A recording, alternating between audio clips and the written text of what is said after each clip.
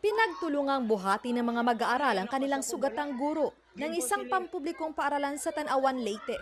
Ayon sa pulisya, binaril siya ng sarili niyang mister. Biglang dumating sa classroom ang lalaking asawa at agad na binaril ang biktima. Natamaan ang biktima sa kanang balikat at hita. Wala namang iba pang nasaktan sa insidente. Itinapon ng sospek ang baril sa bubungan ng kabilang school building. Pero na-recover din ito ng kapulisan. Nagtangka pa umanong sakta ng sospek ang sarili gamit ang balisong. Pero napigilan ito ng mga rumisponding pulis. Agad na aresto ang sospek. Nung nangyari po ang krimen na marami na pong mga estudyante na nasa paaralan, medyo nagkagulo po at kasalukuyan po after ng insidente po kami, sinispindi muna yung klase ng school authorities. Sa inisyal na investigasyon, 1 taon nang hiwalay ang mag-asawa. Isa sa tinitingnang motibo ng krimen ay selos.